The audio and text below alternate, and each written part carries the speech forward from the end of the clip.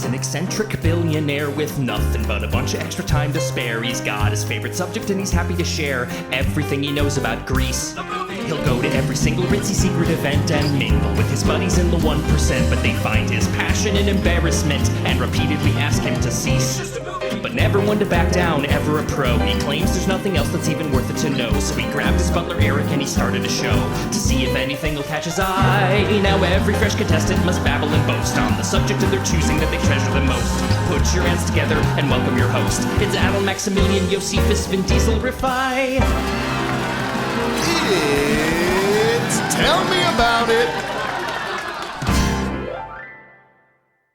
Welcome to Tell Me About It, a game show about proving the things that you love are actually interesting and fun. I am, as always, Adal Rifai, local eccentric multi-billionaire, and I am still searching for someone to show me something that is better and more interesting than the movie Grease, and of course, Grease 2 by proxy. But I can't do this by myself. He's not allowed to dunk anymore because he's tracking coffee all over the mansion. It's audio butler, Eric Silver. That's me. This is the first time I knew that Grease 2 was involved by extension. I feel like I wouldn't have signed on to this if I knew that something that decimated the Grease franchise was involved. The Greaseverse, please. Yes, in my opinion, Reproduction is the greatest song of all time. Shooter McGavin singing Reproduction will go down in the annals of history as one of the greatest performances. But that's, Eric, that's not what I want to talk to you today about. That's fair. As you know, as a multi-billionaire, I own the Washington Generals, and you coach them, and I wanted to talk to you about some of your coaching. That's fine. I did ask you for that anti-confetti shield, and you still haven't done that. I put that service request in a few weeks ago, but I think that that's fine. I could use some pointers. Okay. Yeah. Well, in last night's game, which we lost 325-42, you at some point helped an old woman cross the court. Turned out that old woman was a 7'1" power forward, not even their tallest player, who took out a trampoline and jumped over our entire team and slammed home the ball. So Meadowlark Jones knows that I was raised right, and he preyed on that, and I don't appreciate it. People don't talk about how emotionally manipulative the Globetrotters are, and how all of the generals are involved in that. I keep pleading with the commissioner for us to play other teams. At some point, we have to. I don't know if it's going to be this season or next, but at some point we have to. But that's neither here nor there. Eric, there was someone who walked into the foyer and made themselves at home. They're laying down on the couch out front. Do you want to see who that is, or do you know who it is? Oh, yeah, I can definitely check that out. I'm so sorry.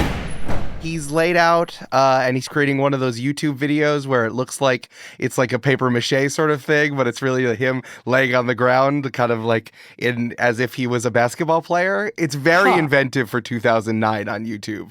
Everyone's going wild for it. So this is like a Peter Gabriel Sledgehammer music video kind of stylization? That's on me. It is absolutely a Peter Gabriel. Okay. I forgot we had that shorthand. I forgot about that. It's stand-up comedian Josh Gondelman. Hello. Do you want me to get up from the couch?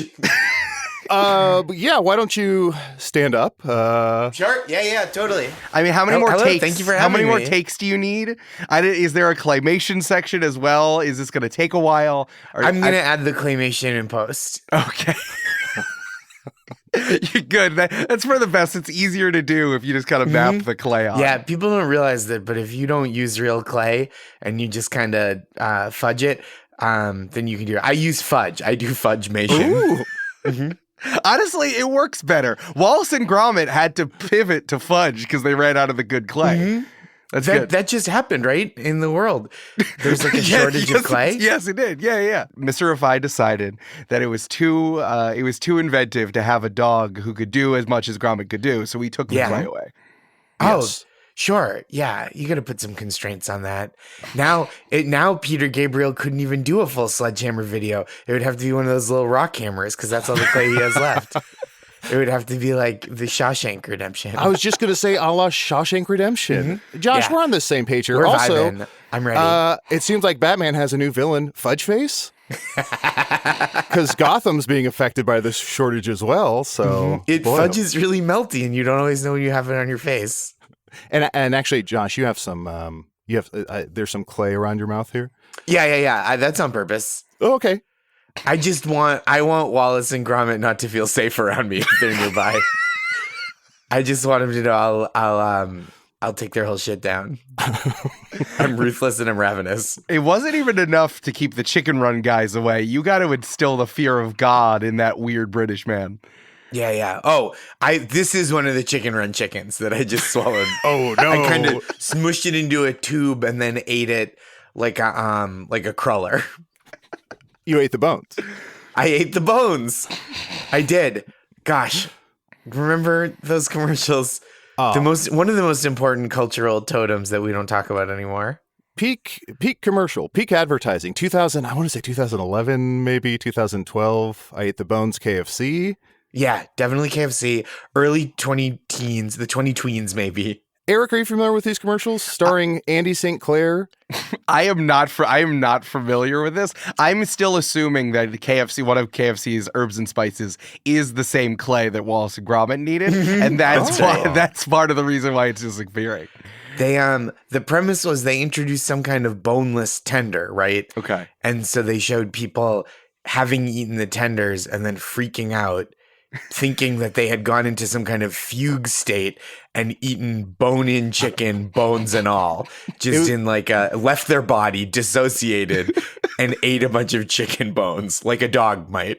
It was really a commentary on KFC's clientele and how stupid they are. Well, I mean, how stupid they think they are, or how stupid KFC is treating them, right? This wasn't documentary footage. Yeah. They made someone say that. Was this like the Blair Witch trial? Was this like Blair Witch, where like they didn't know whether or not it was real or not? Whoa! There was a Blair Witch trial. I don't know. Finally, I'm from the North Shore of Massachusetts, so yeah, we learned about the Blair Witch trials, the Salem Blair Witch trials in elementary school. Yeah, we went on a field trip. Yeah, they let us all stand in the corner and stare at the wall. Yeah, you guys were at the Harvard Square AMC, being like, "Hey, kid, was this movie real or not?" And we were like, "Yeah, it is." It seemed real as hell to me. Well, Josh, we're not here to put you on trial. We're not here to ask about where that chicken from Chicken Run went. But we are here to talk to you about something. I'm not sure what. Eric, do you know what Josh is here to talk about? Absolutely. Josh Gondelman is here to tell us that slam dunks is more interesting and good than the movie Grease. Slam dunks. Wow, what a fun phrase to say. Slam dunks. And that's something the Washington Generals could use more of. Josh, thank you so much for coming on. I'm very intrigued. I ask all my guests this. Are you from anywhere near Hingham?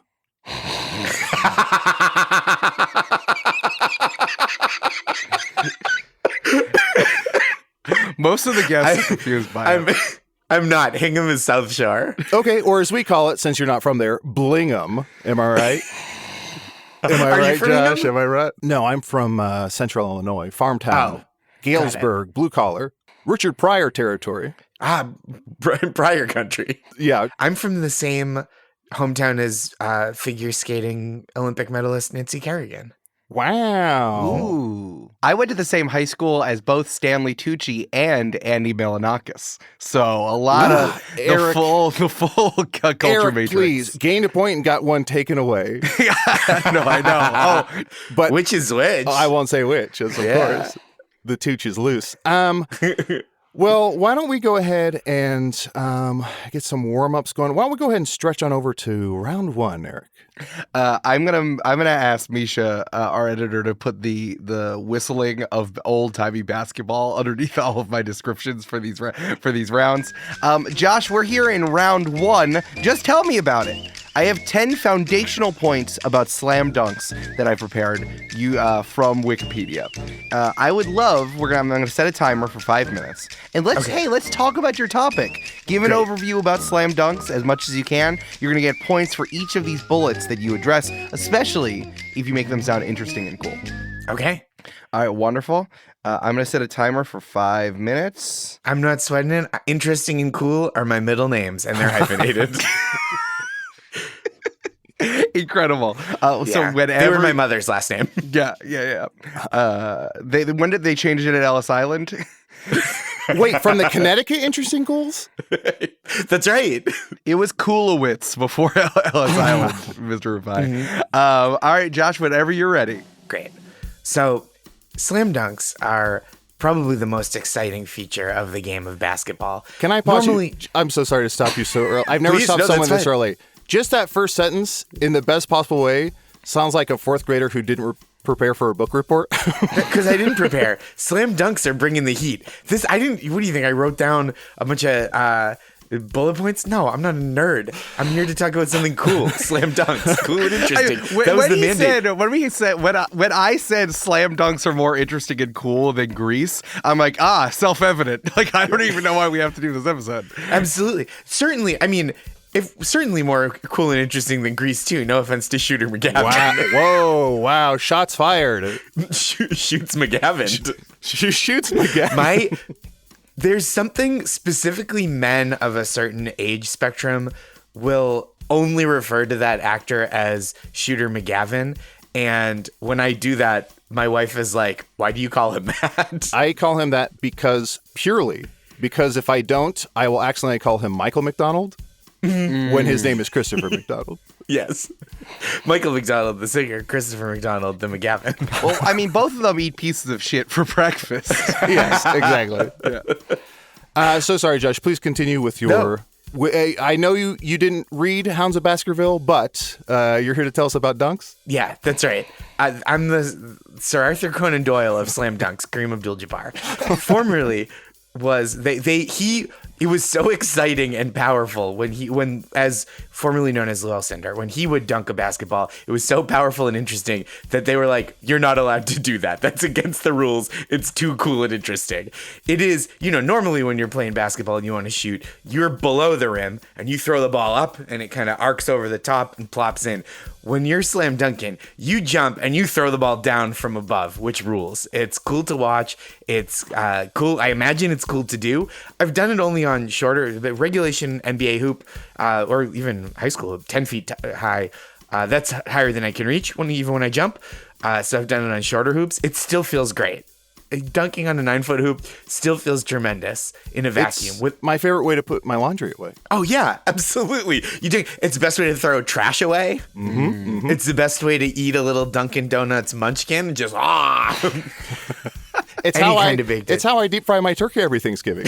You just slam dunk it into the pot of into the big deep fryer. Yeah, I have a hazmat suit on. You gotta. Yeah, and it's fully frozen every time, so the firemen show up and say, "Wow, what a good dunk! Great job." And they're excited because they just love tradition, right? It's like nobody loves turkey, but the ritual of coming to your burning house. Yeah. That's what the holiday is really about. Mm-hmm. Family and putting your house fire out. And you have a whole wing of your mansion for that, yes, for exploding turkeys. I have a whole wing for exploding turkeys. I have a whole breast for turduckens. When we heard spatchcock, we thought we had to put each part of the turkey in a different place so that they don't dry out. They're in different ovens, in different wings of the mansion. Oh, Eric, that reminds me of my my famous detective Spatchcock. One more thing. Spatchcock. So slam dunks. Yeah. They're fun. They're fun to watch. I imagine they're fun to do. They're fun to do even on a short hoop. You can. My favorite slam dunk is, so you can do it forwards. You can do it one hand, two hand. You can do it backwards. You can windmill, right? You swing your arm around. You can do a reverse. You can do a 360 jump in the air. My favorite slam dunk is the alley-oop, which is when one player throws the ball up in the air and then another player jumps up, catches it, and slam dunks it without touching the ground, before they touch the ground. That, to me, that's athleticism. It's finesse. It's teamwork. It's demoralizing to your enemies. There's just so much there. It's such a rich text, every alley-oop. And I think there's real beauty there that is, I would say, arguably more interesting than a car flying for no reason when there was no previous indication that car could fly. Is it love that makes the car fly? Who knows? But I know it makes Aaron Gordon fly through the air, and that's slam dunking. Well, Josh, not to get too defensive too fast, but the car flies at the end because Sandy and Danny actually drowned at the beach, so they were dead the whole time. Wait, I didn't know if you die, your car goes to heaven. You've never watched the Disney classic All Cars Go to Heaven? I thought that was made up. Wow. That might be a Christian thing. I don't really know how that works. Jews just believe that you bury the car and may its memory be a blessing. Right. You got to put the car in the ground as fast as possible. It's respect. That's right. You said Shiva. You don't look in any rear view mirrors for the next month, right? While you're in mourning. I just have so much food in my RAV4. I have no idea where I'm going to put it. Just like, but when else are you going to eat whitefish salad? Josh, with your final seconds, I have to ask, who's your favorite dunker of all time? Oh my goodness. Oh, that's a great question. I love watching Jaylen Brown of the Boston Celtics, who I think is one of the best in-game dunkers in the league. Malik Monk, whose name rhymes with dunk, as has been pointed out, I think on the No Dunks podcast, he's a real terrific dunker. All time, I think Aaron Gordon and Zach LaVine in their slam dunk contest battles were really fun to watch. And then obviously there's legends like Elgin Baylor, Michael Jordan, who dunked memorably from the free throw line. Dr. J. You know what? I'm going to go Dr. J. Julius Erving, who pioneered the two balls at once, dunking one ball in each hand, because when he was a student at the University of Massachusetts Amherst, to bring it back to Massachusetts, my dad once stepped on his foot. The day my dad was also a student there, he didn't show up to vandalize his feet. You got to clarify for Boston, honestly. Yeah, I'm glad you did. They were in class. My dad wasn't committing a hate crime. He's a nice man, and he stepped on his foot in a math class, and that night he had 20 rebounds. So that's my dad's best celebrity story, I think, and so I will shout out Dr. J. Julius Erving. That's very good. And time. That is fantastic. I'm all riled up. I'm all pumped up. Josh, I have to say, you mentioned a lot of great dunkers. Speaking of great dunkers, I think Daryl Dawkins. Sure. AKA Chocolate Thunder. And I think great nickname. If we're thinking of great nicknames, I think you gave yourself a nickname. If you are ever a dunking champion, I think it's Whitefish Salad. So from Chocolate Thunder to Whitefish Salad and everything in between, outstanding job. I'm going to go ahead and say 100 points for that round one. And Thank you. And for a bonus point, speaking of nicknames, I can't remember the gentleman's name, but there was someone who had the best nickname ever, which was Dr. Dunkenstein. Oh, yeah. Which, if there's a Dr. Dunkenstein, that makes me think that there's also a Dunkula, a creature from the Dunk Lagoon, a donkey, mummy. What other creatures, maybe one other creature, Josh, that might exist in this Dunkiverse? Sure. Well, I mean, you didn't even bring up Dunkenstein's monster. Of course. That's what I would bring up for sure right away. Dunkenstein's monster. Yeah. And then less of a creature, more of just a weird guy, Duncan Myers. Perfect. 10 extra points for each of those answers, so 120 points total. For sure. Also, going to the points here, Josh, you hit 4 out of the 10 points that I had here. I need to say, and I say this every time, the people on Wikipedia are different than us normal people. Yeah. Man, the Wikipedia page for Slam Dunks is absolutely wild. They do linger a lot of time on the vernacular and of how Slam Dunk integrated itself into English. Shakespeare coined it. Yeah, it was Shakespeare. But at the same time, there's like an entire section on women and women's basketball and dunking, which I thought was very progressive for Wikipedia, which I thought was wild. I'm wearing a hoodie from the Departed podcast, Spinsters. Yes. And my friend Natalie Weiner did a great reported episode about women dunking and that it happens and talking about the infrequency of it and like how kind of below the rim play impacts the style of the WNBA game and women's like high level athletics. It was really, really great. I recommend it if people want to listen. That show's incredibly good and you recommended it, so I'm going to give you a point for that as well. I find it really interesting. Also, it's since 2018 and like Liz Cambage and Brittany Griner have kind of changed this, but as of 2018 on Wikipedia, there have only been 21 dunks scored by only 7 different WNBA players, and like 33% of them happened in All-Star games. So even less in actual games. Again, I think it's changed since then as there have been more aggressive above the rim players since then, but still super, super interesting. And like most of those people are Lisa Leslie. Yeah. Which is incredible. Yeah, that's amazing. So I'm going to give you 5 points then. Good job, Josh. And Wikipedia, uneven. and actually for 10 more bonus points, we mentioned Hounds of Baskerville. You mentioned Kareem Abdul-Jabbar. Kareem Abdul-Jabbar actually wrote a few Sherlock books. Can you guess the title of any of the books Kareem Abdul-Jabbar wrote about Sherlock? He wrote about Mycroft Holmes, right? The Hounds of Basketball. We're solving basketball. You're very close. I think one of them was called Sherlock Holmes and one of them was called Mycroft and Sherlock. So we're going to go ahead and give you 8 points because you basically got it. So an additional 8 points. You wrote about Minecraft Holmes. Minecraft Holmes, of course. And actually for Hounds of Basketball, an extra 100 points. So what does that bring Josh's total up to? Absolutely. With 125 plus 108 is 233 points. Josh, you are on your way. Thank you. Someone might say you're heating up. I didn't say it, but someone might say that. You can't say it about yourself, right? Like if you hit 2 baskets in a row, you can't just be like, I'm heating up. Josh, I say that when I send 2 emails. I say out loud, I'm heating up. I don't know if anyone heard. That would be amazing if you could do that when you're doing like regular tasks and you send the 3rd email and you're like, he's on fire. And then you're just so much faster and more effective at sending emails for the next like half an hour or until someone sends you an email, I guess. Yes, once you get a response, then you stop. You're not on fire anymore. Josh, you're describing Adderall. Listen, lunch is almost ready. I did, of course, bake some boom shakshukalaka. But before we tuck into that, why don't we dribble over to round 2? All right, round 2. Round 2 is the perfect thing. What is the perfect encapsulation of a slam dunk? If someone said, hey, why do you love slam dunks so much? What would you describe? What would you tell them?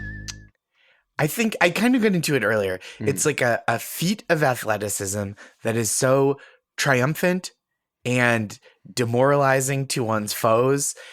It's common enough that you get to see it a lot, right? It's not like Halley's Comet where you have to wait 70 years to see someone dunk. It's going to happen every night in the NBA and then rarely in the WNBA, but always a thrill. It's something that is both common and wonderful, like lasagna or or like hearing "Hey Ya" on the radio still. You're like, this is still pretty sick. I'm glad that it happened. So then I would love to talk to you about the NBA Slam Dunk Contest, where they did recognize, even before Dr. Julius era, even before the ABA and the NBA came together, the NBA, that was still deeply uncool at the time, they did one slam dunk contest before that happened. So, and now it's become like a huge thing as part of the NBA All-Star Game. You're saying it's like lasagna. Do you feel like the NBA All-Star Game is like when you go to like a new fancy Italian restaurant that's like that's like upscale Italian, and you're like, well, I am now spending $40 on lasagna, and all you did was like, put some green foam on top of it. Like, do you think is it about being in the game and then all of a sudden someone does this, or like is the pageantry of dunks still something you like and care about? When I still like it and care about it. I do. I would say All-Star Weekend is kind of like the Olive Garden, where like on average. The lasagna is more abundant than in other places in the world, but it is not necessarily the best lasagna. It's not bad. It's still lasagna, but it is slightly diminished. But I do like the pageantry of it. Recently, Orlando Magic guard Cole Anthony, it took him a lot of times, but he dunked in Timberland boots. It really took him a while to get high enough off the ground to make it impressive. But gosh, I loved the effort. But I think it was Cole Anthony because Obi Toppin was on the Knicks at the time, but I don't think it was him. But yeah, I like it. I think the problem with the dunk contest present day is that the highest profile players don't do it. And not because I think they disrespect the dunk. I think it's like out of reverence to dunking and a fear of not measuring up to dunks past. So I do think there is an intimidating aspect to All-Star Weekend.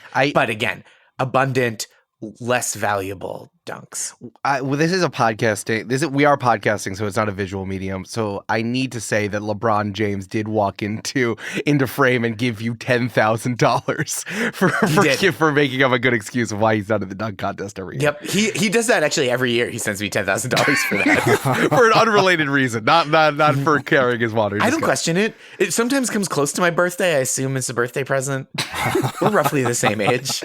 We're about a month apart. I just read a headline from a few years ago. It was like going around on the internet that Mariah Carey used to give her boyfriend $25,000 a month for him to buy gifts for her. Honestly, like compared to the wild shit that you hear about like Barbara Streisand, who like wanted a stuff, and the stuff that Mr. Rifai does for that matter, of like. Yeah, I have a mall in my basement, just like Barbara Streisand. And you've cloned Barbara Streisand's dogs as well, right? Yes, I have. She was kind enough to give me some saliva, so I made some of her dogs. I gave them some of her features, just so they're a little bit different. Beautiful voices. That's yes, beautiful. Voices. Beautiful voices. And I'm Eric Mark IV, the little firstler. He died in various accidents, so that's been working there. So honestly, but like facilitating that doesn't seem as crazy as the other things that incredibly rich celebrities do. Oh yeah, I love that. I always think about how weird it must be to be that famous and rich. But like, I always am like, has Barbara Streisand, like, does she know what a podcast is? Well, she knows what an audiobook is because I have been listening to 10 hours of her audiobook. She does at some point say she gets it into an elevator at like the doctor's office, and a woman in the elevator looks at her aghast and she's like, "What, is something on my face? Is there a bug?" And then she's like, "Oh, wait, I'm Barbara Streisand." in a swing and a miss at fake humility.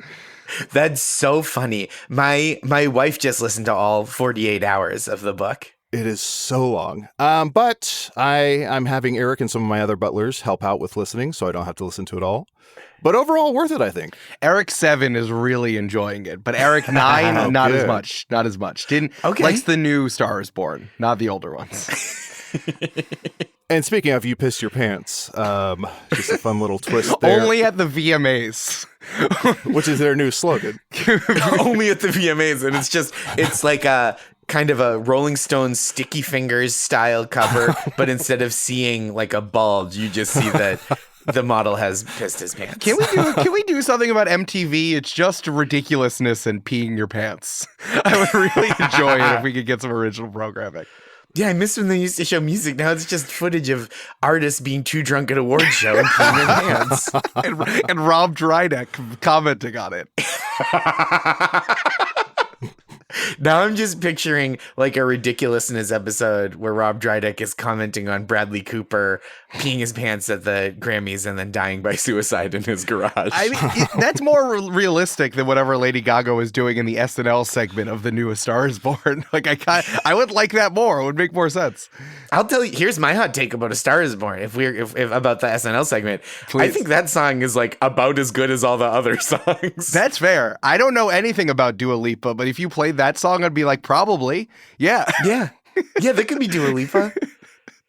Yeah, it would be good. It would totally work. Incredible. Yeah, I'm glad that we managed to touch on a lot of the perfect thing is segueing from slam dunks into Barbara Streisand, and I really appreciate a natural that. progression. Yes. Naturally. Mr. Rifai, how do you think that was out of 10? I'll give it the same score I gave Yentl, which is 25 out of 10.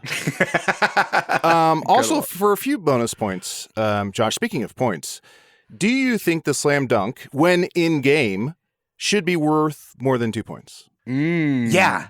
Yes. How many points should it be worth? Okay, so this is we're developing this take in real time, but I actually think I believe it. A slam dunk, because of the way the analytics revolution in sports, which was a bunch of guys realizing like 8 years ago, like, hey, those shots that are worth 3 points, that's way more than the ones that are worth 2 points. So everyone's taking all these 3-point shots, which is fine, but it's not as exciting as a slam dunk. So a slam dunk, to put it at an analytic advantage to like tilt the tables back towards dunks, should be worth 3 points. I fully agree. I even had the thought that maybe it should be worth 2 points plus an additional point for every hand that the dunk goes over. Oh, that's fun. So defenders can decide whether or not to contest it because they might add points. I love that. This is a great idea. The thing about a dunk contest that devalues it, right, is you're not dunking on anyone's head. Like, instead of jumping over a guy, which is very exciting to watch, right? Someone in a slam dunk contest jumping over an ally who's there to be an aid to this dunk. They should let just someone from the crowd try to play defense. And just dunk all over that person, child, adult, whatever. Just humiliate a audience proxy. I very much enjoy that. It would be Josh. hilarious. Yes. It would like turn a kid's best day of their life into the worst day of their life on a dime. It's like playing paintball with a Marine. And that you're going to get hurt. 100 points for that answer. A few other bonus questions that I'm thinking of in the moment because I'm so excited. Whatever happened to Bryant Reeves? Big country. Big country. He broke a backboard once, I think, in college. Oh, did he? I think so. I love it. When you were talking about Daryl Dawkins, he was known for backboard breaking too. Yes, that was in my research. Was that Big Country might have broken it in college. In the NBA, Daryl Dawkins shattered NBA backboards in 1979. But most notably, Shaq did it a bunch of times. But he also notably broke the hydraulic supports of one of the dunks, which the NBA actually needed to like change the entire setup of the basketball hoops and change it in every single This man dunked so hard. How hard did he do? He dunked so hard he hit himself in the back of the head with the shot clock. I like love that because it's like the rims are designed for people, especially NBA and college rims, right? Are designed to like be dunked on, and even then, like.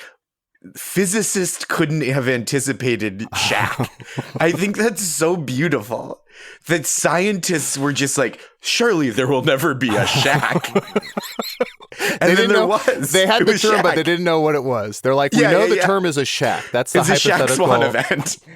I feel like Blue Chips was like the astronomer with his eye up to the up to the telescope, being like, something's coming. I can't tell what it is. And it's just Shaq. I think that's so cool. Like, imagine, I don't know. I think so much about greatness and being like truly having a legacy at that level, but like while you're alive, being like, oh, the thing that I do for my job, they have to change how everyone does it because of the way I do it. That's like, and not because of like rampant sexual harassment, just because of being like an amazing dunker. Right. For like the Lou Alcindor rule was like because of racism, but Shaq did it from literally changing gravity. Just being too physically powerful. Right. It was like, oh, the equipment that is good enough for everyone else's dunks can't handle Shaq. So, Josh, here's what I'll say. When I asked you for a bonus question, whatever happened to Bryant Reeves, you intuited this correctly. It was a trick question. The answer is talk about Shaq. Yeah, I knew it. Make a lateral move to someone who made a difference in the NBA. Yeah, the real what did happen to Bryant Reeves, though? The real Big Country and the real tractor trailer, Shaquille O'Neal. Watching him at some point was like watching Andre the Giant in his later years, where it was like people are just jumping up into his arms. Like, Mr. Rifai, I will warn you, if you give any more obscure NBA trivia, we will be acquired by The Ringer, so we should move on. Oh, no. Well, here, one more bonus question, just because I'm having fun with this. We made reference to NBA Jam. Josh, when you play NBA Jam, which I have to assume is weekly, monthly. Yeah. Who's your duo? Well, I mean, the NBA Jam duo to me is Detlef Schrempf and Sean Kemp of the Seattle Supersonics. That is my answer. That's the number one answer. Josh, that's the number one answer. 10,000 extra points to Josh. Thank you. That is the correct answer. Even though Malone and Stockton are arguably the best pair, if we're to look at, the grand scheme of NBA history, Kemp and Schrempf, just fun to say. Schrempf cocktail, come on. Kemp, unbelievable dunker, come on. Unbelievable. And it really, like, the original NBA Jam, you really needed one guy who could dunk the hell out of the ball and one guy who could shoot 3-pointers. And that was like, that's what they had. That's what that team was to its most pure extent. And so I to this day, I have no allegiance to the Seattle Supersonics, rest in peace. But I do love that about them. Their NBA Jam team was so platonic. It's the platonic ideal of an NBA Jam team. Wow. Beautifully said. Another one extra point for that. All right, one more extra point for sure. Eric, where does that leave Josh? Let's check the scoreboard. Josh is pointing at the scoreboard. Check the scoreboard there. Scoreboard. God, we had my high school basketball team. The team was fine, but we were probably the least sportsmanlike fans in our league. Just like truly always getting scolded. And the team wasn't even that good. We were just like spiteful towny monsters. I remember one guy who had kind of almost a Static X upwards hairstyle, and the whole gym was chanting haircut at him during the game for the other team. That's not even original. It's just rude. It's just rude. That's what I'm saying. It's not about it. Like got personal immediately. For sure. You started chanting moisturize. Started chanting. At the end of round 2, Josh, you have 10,359 points. Pretty good. Incredible. Pretty good. Well, I think we're in our that was round 2, right? Correct. Mm-hmm. So that means we have to go to halftime. Is Red Panda going to be here? I was just about to say that. Goddamn. Okay. And of course, all three of us know who or what Red Panda is. She's a lady on a unicycle who stacks bowls on top of her head while on top of the unicycle. Well, wait a minute. I've seen this lady. She's incredible. Yeah. Yep. I don't know how she does it. I don't either. Well, I saw a video recently of her where they were kind of falling off kilter and she kind of very quickly went zoop, and used her hands. But hey, it's still pretty amazing what she does. Still very impressive. Yeah, it doesn't seem like the physics should work that way. She knows something we don't. She's great. It's the only thing that after you've seen all that dunking, you're still physically impressed by. Yes, absolutely. That or like a dog catching a Frisbee in a fun way. Or I believe once at a Dallas Mavericks halftime show, Tony Jaa. Really? Didn't Tony Jaa he did like a bunch of martial arts. Oh. I'm going to look that up. That pretty sounds sure. incredible. That's I'm pretty cool. jealous. I'm pretty sure Tony Jaa did some martial arts. I went to a bunch of Liberty games this season. I don't know if it's been like this I guess it hasn't been that long because they've only been in Brooklyn for a couple of years, but they really dipped into like New York City hip hop lore. So I saw at one game Remy Ma. That was great. Whoa, that's great. cool. At another game, Lil Cease from Junior Mafia. Yes. And then at another game, Jim Jones and Joel Santana from Dipset. That's why. That's wild. Yeah. I can't imagine. I can't imagine anyone wearing like the Biggie Smalls style Brooklyn Nets jerseys and then just going around saying Dipset. That feels like too much. It feels like too much. They had the Liberty jerseys on. Oh, okay. No, that's good. That's much better. That's much better.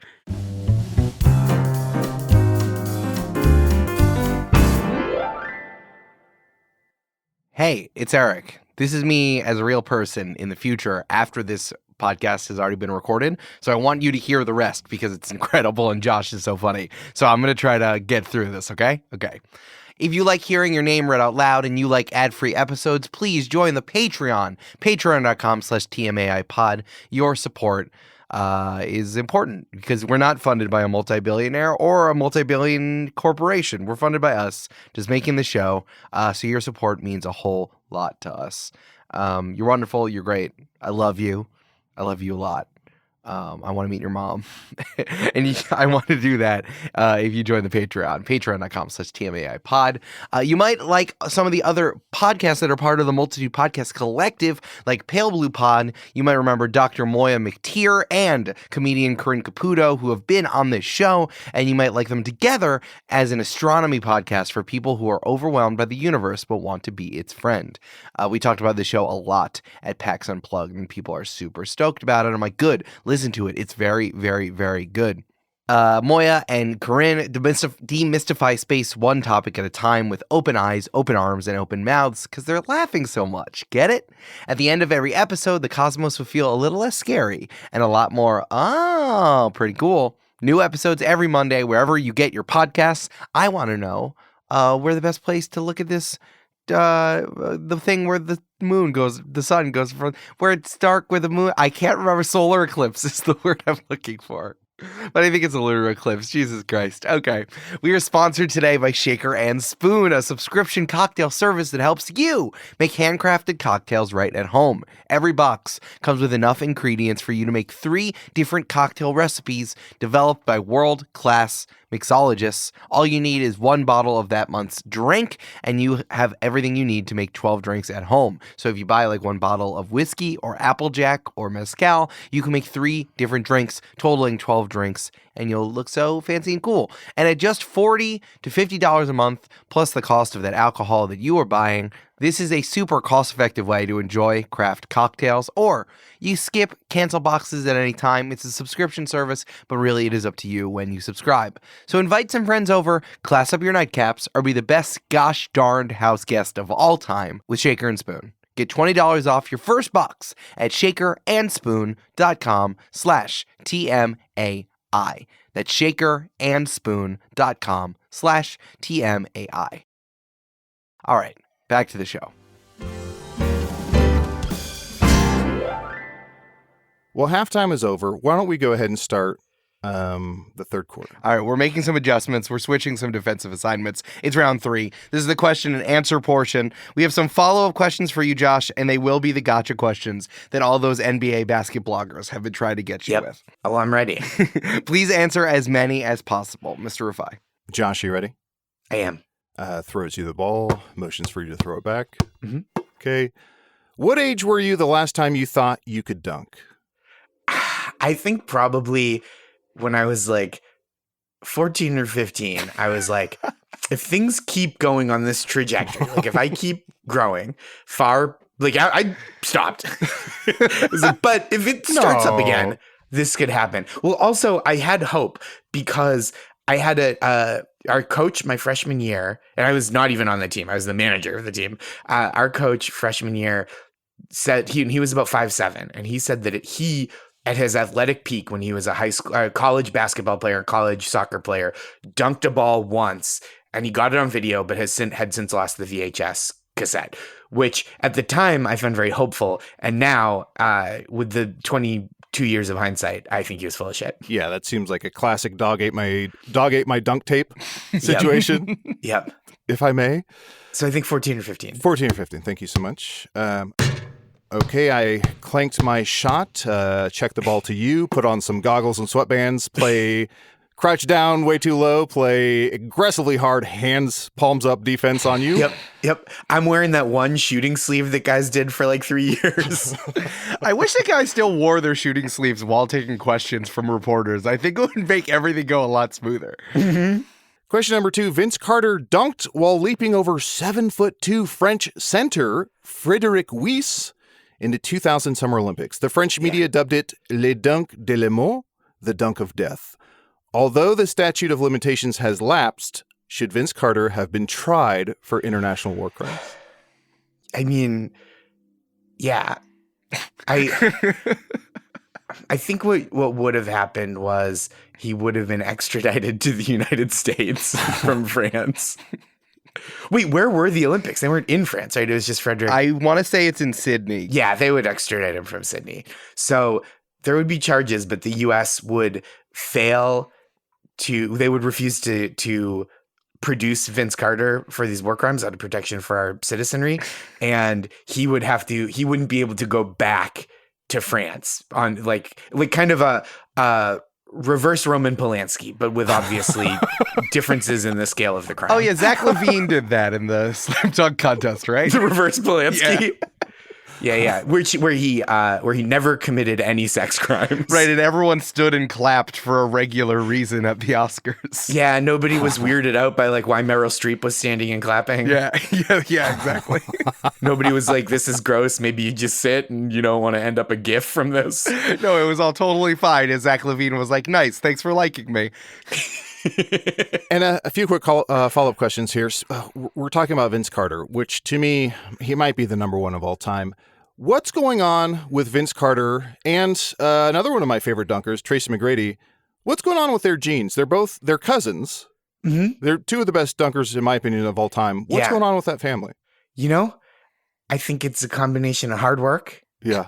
Good genetic luck. Yeah. And when you're friends with a cousin and it makes you, that's like a special friendship when you have a cousin that's also your friend. So I think that factors into it. Which one? That's me and the Waltons. I'm sorry, the I'm first Walmart cousins. Waltons? Yes, I'm first cousins with all the Waltons. All I don't go around bragging about it because I'm a self-made. But you're the cool cousin. The Waltons are like the boring ones. Like, oh, I can't believe we're going to the Waltons' house for secret Christmas. Wait, what's secret Christmas? It's secret rich person Christmas. Oh, wait, do rich people have an extra Christmas? We have an extra Christmas. We do. We do a green elephant exchange, which is where you wrap up a Monet or a Manet. You unwrap it, you feel the paint blindfold, and you have to tell whether it's a Monet or Manet. And you either get to keep it if you guess correctly, or toss it in the fire if you guess wrong. Wow, I'd only heard of a blue elephant, rumors of a blue elephant, which is when you hunt and kill a rare blue elephant. Oh, we've had that. Yeah, we don't post pictures anymore because of the backlash, though. Yeah, well, obviously you can't. The Trumps got in too much trouble for that. Yes, but then absolutely. you roast the elephant. Oh, And, so and you good. for Christmas dinner, yeah. Oh, tusks. Just drinking hot cocoa out of a tusk. Heaven. It sounds incredible. Incredible. One other quick bonus question off of this Vince Carter over the Frenchman dunk. Do you think that after this Vince Carter over the 7'2" French center incident, do you think that France then set to work building Victor Wembanyama? Oh, that actually makes a lot of sense. He's like a French government cult, like last starfighter type. He was found and cultivated as an asset to destroy American basketball. And yeah, I think it could not be otherwise. A French couple opens the door and French Nick Fury is there. Nick Fury, of course. Mm-hmm. Yeah, I assume just because of the years work, I think they spent a few years developing the technology, and then I think they built Victor Wembanyama. That, or he's actually 3 Tony Parkers in a overcoat. Aw. God, think about all the infidelity that a man made of 3 Tony Parkers could engage in. He would piss off 3 times as many of his teammates with his shenanigans. Final question of round 3. Yeah. An NBA player has asked you, Josh Gondelman, to be a part of their dunk for the NBA dunk contest. Yeah. What task would you do to facilitate the best dunk possible?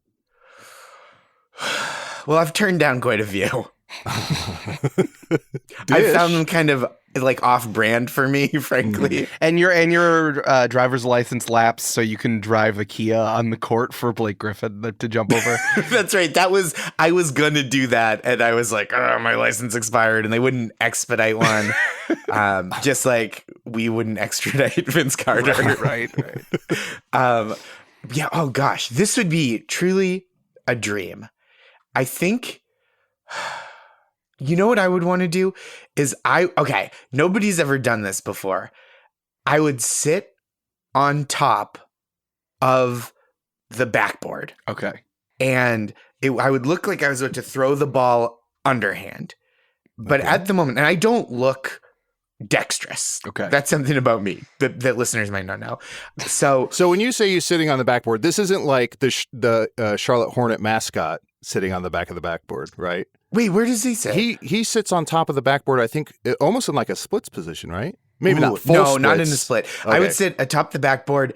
Didn't Master P sit on the rim and then make him say, oh, video? Maybe I'm imagining that. I'm retconning that.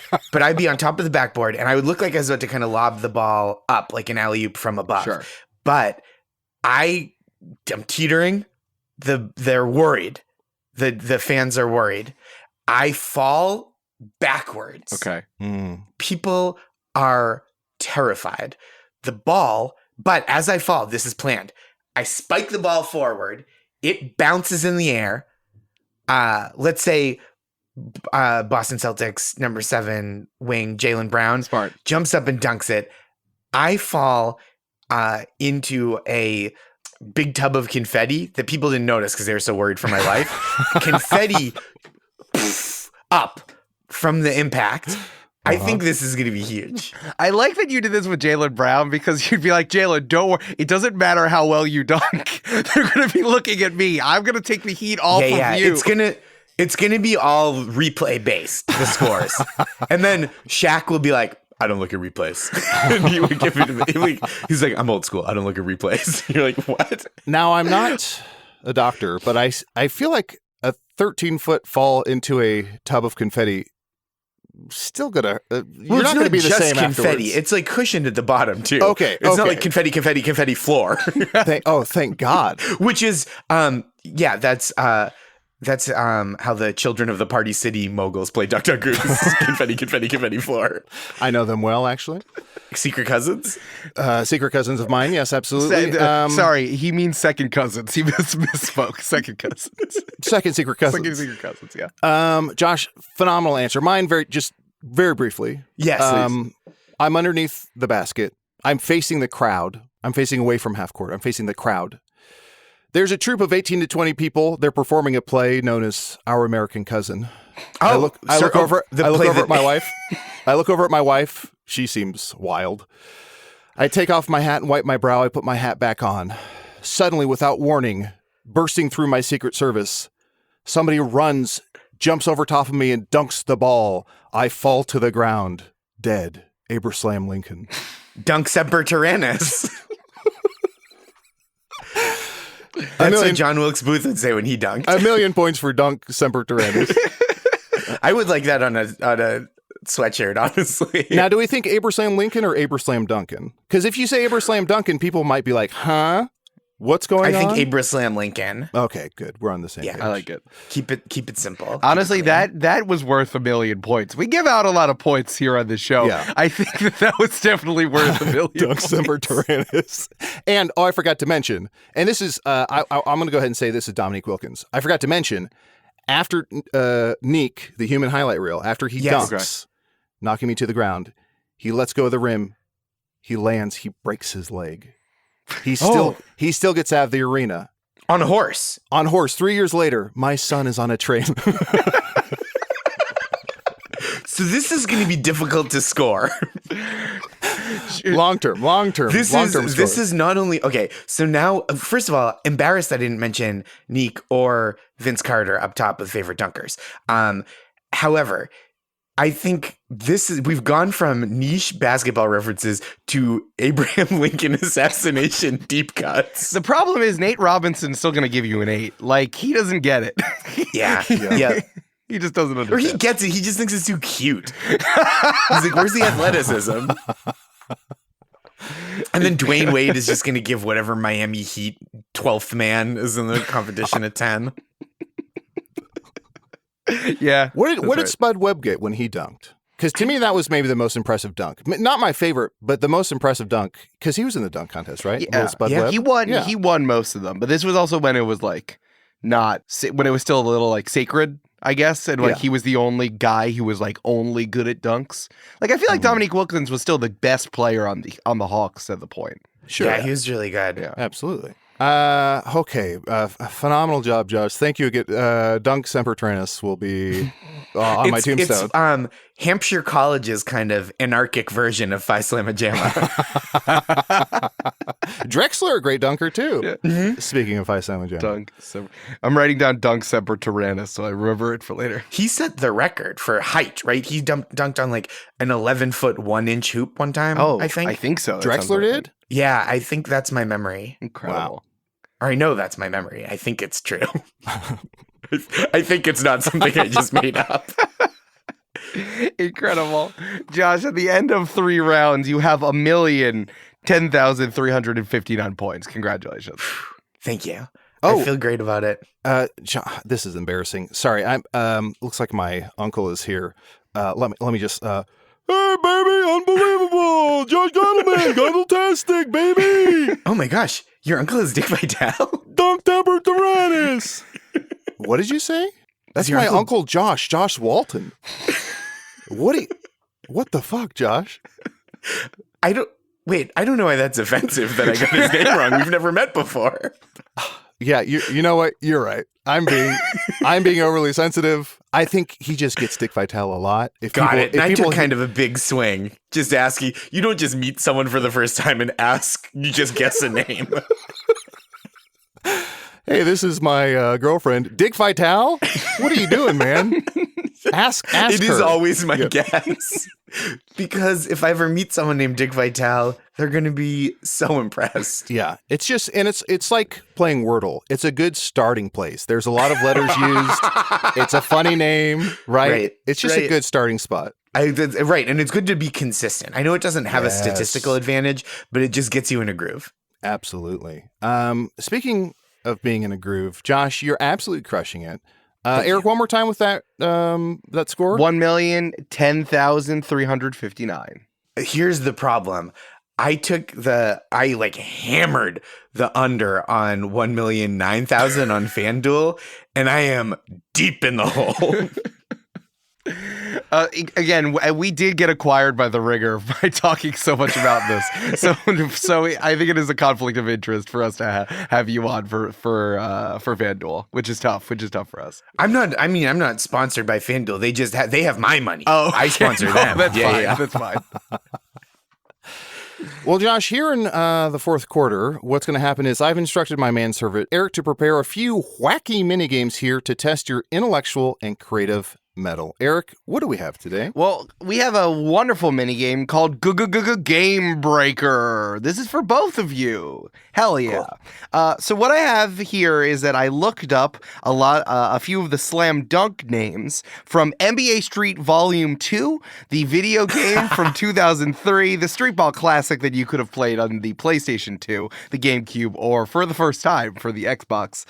Josh and Mr. Rifai, I want you to describe how these dunks work. I am only going to give you the names. Please tell me how they work. Now, they can be either in a game or it can be a setup for the NBA Slam Dunk Contest. It is up to you.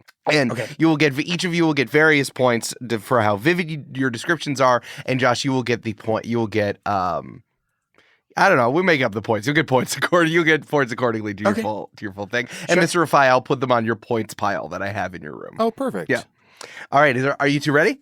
Yes.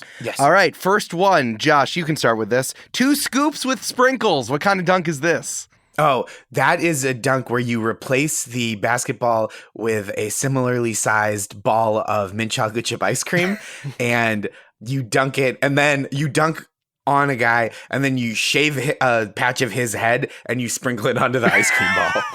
Interesting. Mr. Rifai, do you like that one, or do you have a different idea? I absolutely adore this one. Okay, great. Mr. Rifai, special delivery. What kind of a dunk is this?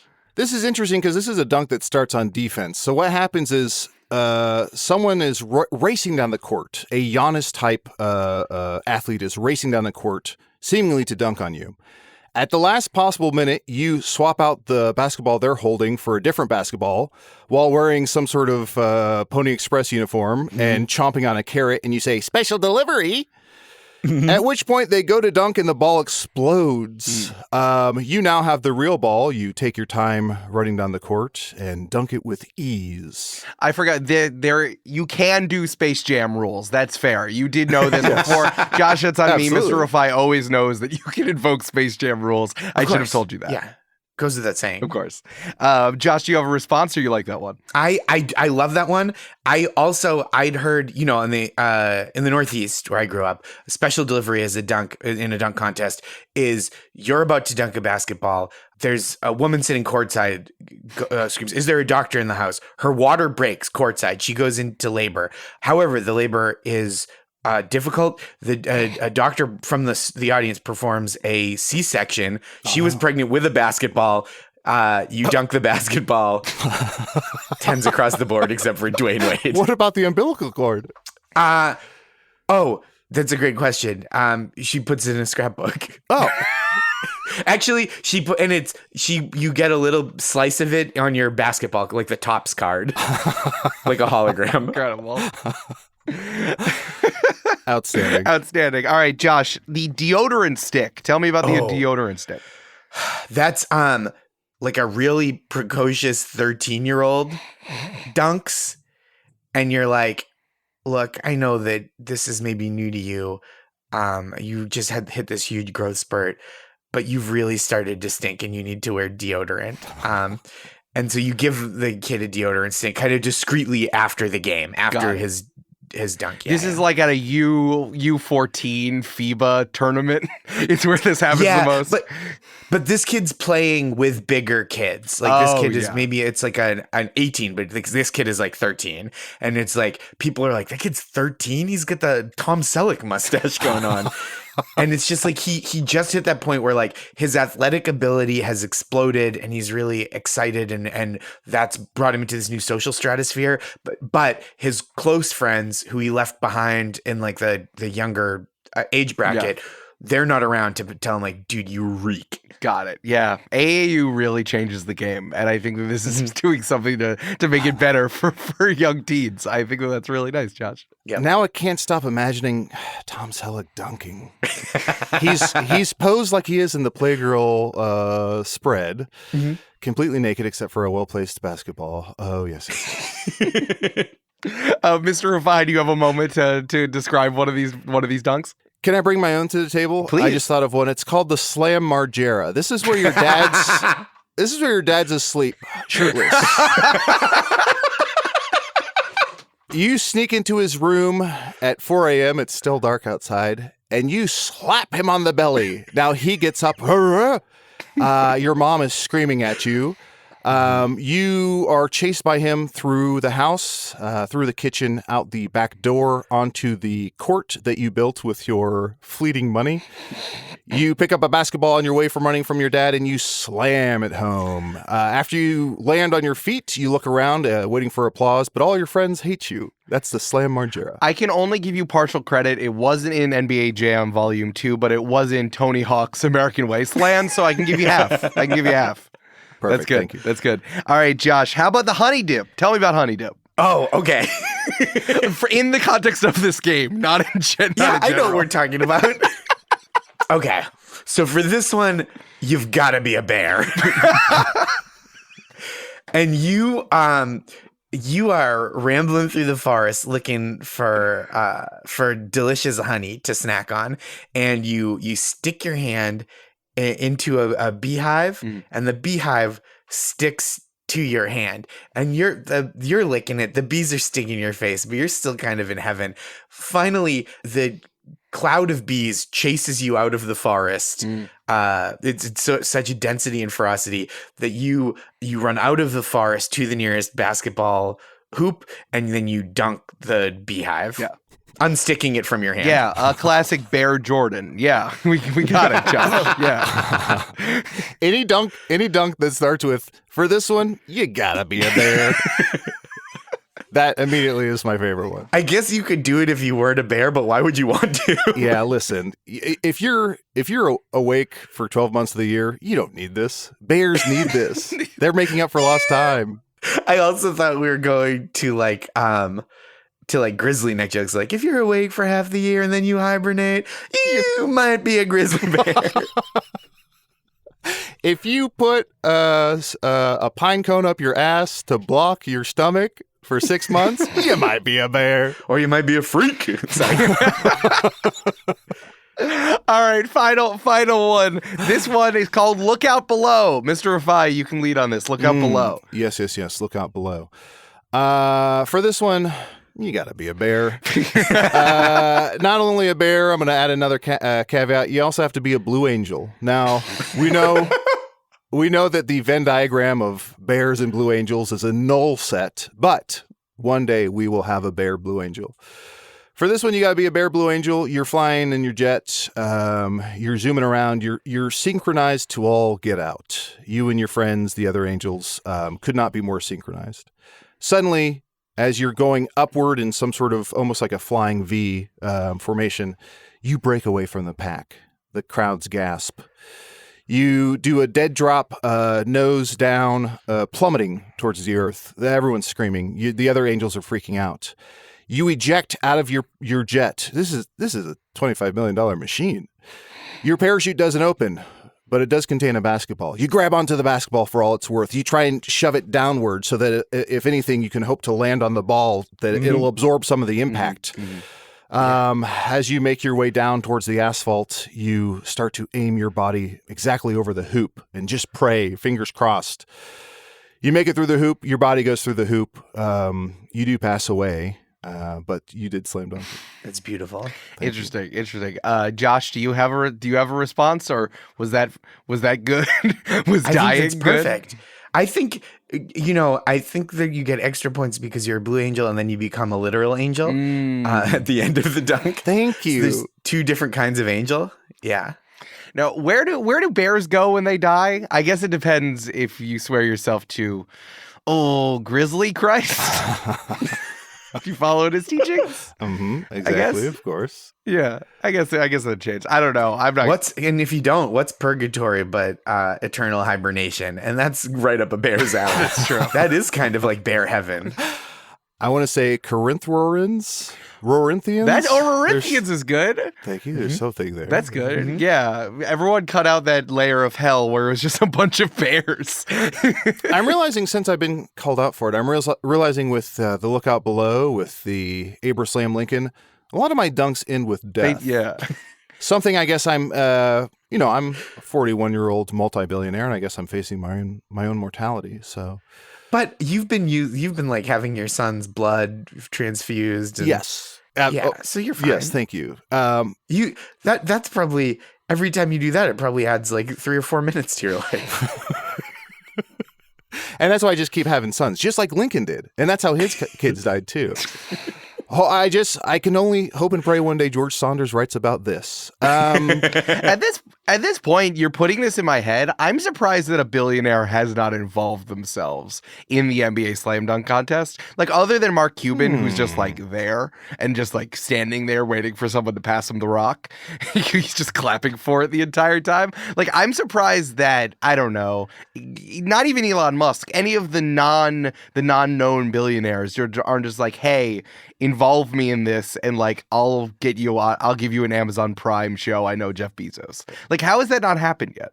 None of us need a SUV, I think. Right? Yeah, does that make sense? None of us need an SUV. You just want to, if there was something helpful, you would participate. Yeah. Yeah, absolutely. No. Also, I think we'd probably let loose some technology that shouldn't be known to the public yet. That's fair. We're talking Iron Man-esque shoes. Ooh, that would be worth. Then everyone would think you were that. That would be cool. Speaking of shoes, Josh, I have to say, even though I'm a multi-billionaire, almost a trillionaire, if I am, I'll never tell. Ooh. I have read your book, Nice Try. Absolutely loved it. Fantastic book. You. From your book, speaking of shoes, I know that you buy yourself some sneakers every once in a while. I do. If you were to posterize someone, of course, posterize means your dunk is so sweet, so toit, that it becomes a poster to be hung on a wall. If you were to posterize someone, who would you posterize, and what shoes would you be wearing? I guess I would go back in time and posterize Hitler. Now, is this baby Hitler or full-grown Hitler? I feel like baby Hitler isn't going to get a strong contest up on a dunk. So this is adult Hitler. Yeah, and if it was baby, you'd have to have a sign pointing to it, be like, Hitler, like, come on. Also, I can only picture Hitler with a Tom Selleck mustache. Sorry, Josh. No, I would posterize Hitler, and I guess I have a pair of Beastie Boys branded Adidas sneakers, just because I would want to be extra Judaic about it. And also wearing the Adidas too. That guy, the guy who's ran it, his name was Adolf. He didn't even know yet. I know. Wow. That's right. And they were Nazis. Right. Oh no, he did. I just want to be like, we're using yes. your shit against you. That's right. Yeah. That's right. Sorry. The only thing I know about German history is the movie Air. So I got confused. Oh, H-E-I-R, the movie about how they got Hitler to reverse those. Or H-E-R-R, excuse me. Right. Of course. And we all know Hitler's final words were, "All day I dream about sex." Famously. I'm glad they kicked Hitler out of Korn and that they kept that line. Oh, incredible. All right, Mr. Rifai, how many points do you want to give Josh for the game breaker segment? There aren't enough points in the world, so let's say 10. All right, 10 points it is. Incredible. Josh, this brings you to 1,010,369 points. Congratulations. Wow. Thank you. Hell yeah. And this feels great, except for the fact that, again, half an hour ago, I did lose all my life savings on FanDuel. I called the number. You know, they give all those numbers at the end of the ads on podcasts and they just laughed at me. Yeah. Oh, no. Well, did you call the right one? Did you call the New York one? Did you call the Oklahoma one or the New Hampshire? I called all. I tried all, and they just laughed at me in different accents. The Texas one, they shot a bunch of pistols up in the air. Or so you think. You heard. This is what it sounded like. Yeah. They have great. I mean, I have a great Foley artist there. They're just like swinging a tap shoe against a phone pole or something. I don't know what they do.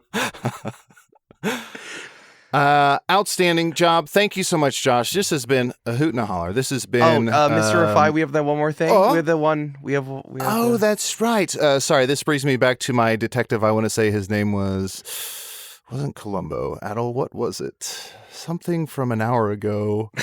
What was that detective's name? We'll never remember. It was close to it. It was close. No. The listeners will know. The listeners will know. Fill in the blank here. For a final bonus point, you will answer this random trivia question about the world's most perfect film, Grease. Josh, are you ready? I am ready. After the success of the first movie, how many sequels were planned? They were going to go trilogy. Wow. Got it in one. He's on fire, Josh. That is right. 3. After the success of the first movie, it's the top grossing musical in the U.S. to date. Grease was supposed to have 3 sequels. Threes, I think, was the name of the third one. I have to assume. However, after Grease 2 bombed, that can't be right, at the box office, those plans were canceled. In 2003, it was announced via People that Grease 3, or Threes, we have to assume, was in development at Paramount Pictures, and the studio was looking to bring Travolta and Newton-John back. The idea was for Grease 3, or Threes we have to assume, to follow the children of Danny and Sandy in the late 1970s, and now with disco music as the soundtrack's genre. We never got that. We did, of course, get Rise of the Pink Ladies on Paramount Plus, and that's all we'll say about that. Which everyone remembers for its quality and not for any other reason. May I suggest an alt name? I don't think this is what the name was. An alternative name for your basketball detective. Yes, please. From the man who gave us Dunk Semper Tyrannis, yes, comes Boom Sherlocka. A billion points. A billion points. And of course, Bill Watson or Luke Watson. Either one works. Yeah, he was only a detective for 1 year and then he blew out his knees. Bill Watson. He's got the headband. He's a hippie. Love it. It's so funny. The George Mikan of white players, Bill Walton. Josh, it's been an absolute pleasure to have you on. Thank you so much for all the merch ideas that you provided. You'll get, I'm sure, some sort of kickback on that. Eric will hammer out the details with you. Josh, is there anything... going to break my knees. I didn't think they did that. Eric, can you let us know where in the top 50 players of all time, where Josh ranks? Is he one of the GOATs? Yeah, in the Tell Me About It basketball pyramid. Unfortunately, FanDuel did show up and take your 1 million points. However, that does leave you with 10,369 points, which puts you 4th, which is incredibly good. That's pretty good. Incredibly good. That's pretty good. That puts you only below Mischa Stanton, who talked about Magic the Gathering, Jez Zimmerman, who talked about Douglas Adams, Stuart Wellington, who talked about Warhammer 40K, and, of course, Brennan Lee Mulligan, who we put up in the rafters, who got way too many points, and he died. He died because of it, who talked about Dungeons and Dragons. So much death. I'm so sorry to step in, Eric. I never do this. I never have done this. The man who gave us Boom Shaka Sherlock Holmes is not going to go home in 4th place or whatever you say. Okay.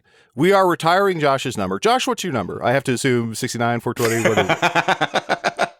It's actually 64,920.